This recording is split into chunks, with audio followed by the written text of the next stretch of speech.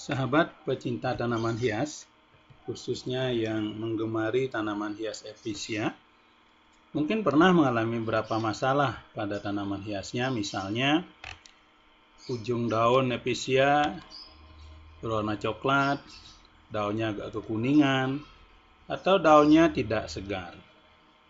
Nah, kali ini akan saya bagi beberapa informasi tentang penyebab dari masalah tersebut dan apa yang harus dilakukan.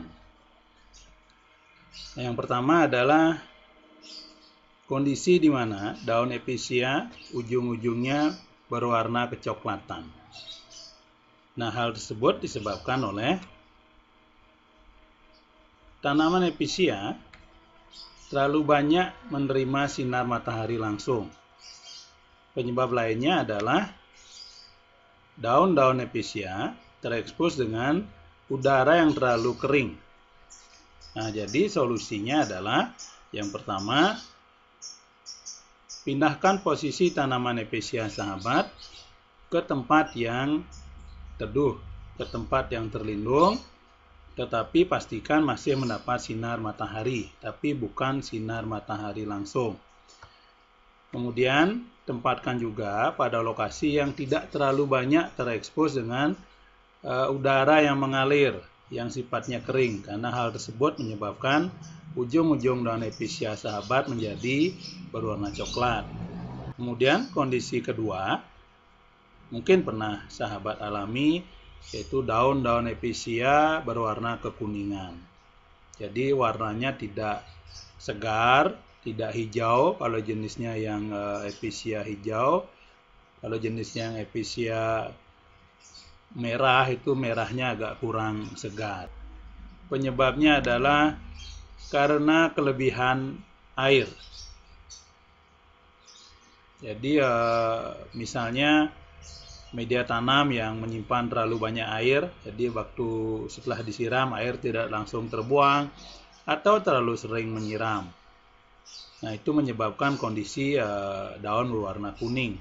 Penyebab lain adalah karena suhu udara yang terlalu rendah. Jadi yang bisa sahabat lakukan adalah menyesuaikan media tanam agar air tidak terlalu lama tersimpan di media. Kemudian sesuaikan frekuensi penyiraman. Jadi jangan terlalu banyak menyiram. Lihat kondisi tanaman sahabat, yaitu pada media tanam. Kalau sudah agak kering, baru dilakukan penyiraman secukupnya. Kalau suhu udara yang rendah itu agak susah kita kendalikan, tergantung dengan iklim saat itu atau di mana sahabat tinggal.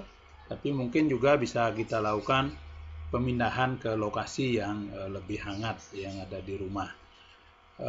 Berikutnya adalah keadaan di mana daun-daun episia seperti tidak segar, bentuknya tidak sempurna dan dia agak lemas. Jadi penyebabnya adalah karena kurang mendapat sinar matahari. Jadi yang bisa sahabat lakukan adalah menempatkan ulang tanaman episia. Jadi tanaman episia harus mendapat tempat yang ideal. Jadi nggak boleh terlalu banyak sinar matahari.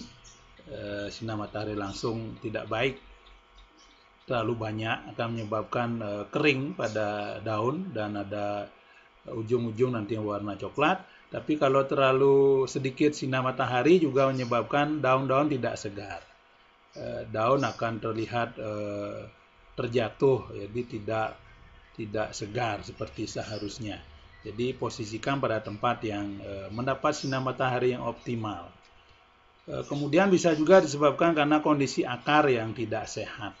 Misalnya ada penyakit di akar, ada kebusukan di akar. Jadi perlu dilihat juga, kalau setelah dipindahkan masih daunnya tidak segar, maka lihat akarnya. Jadi bisa dicabut sebagian.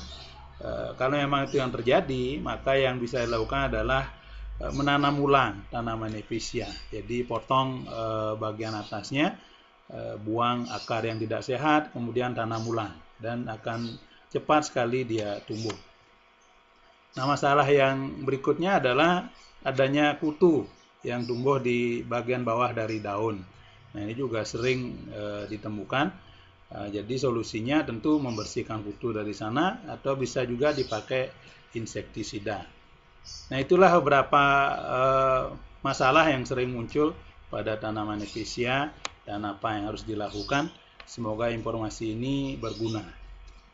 Selamat berkebun, semoga tetap sehat.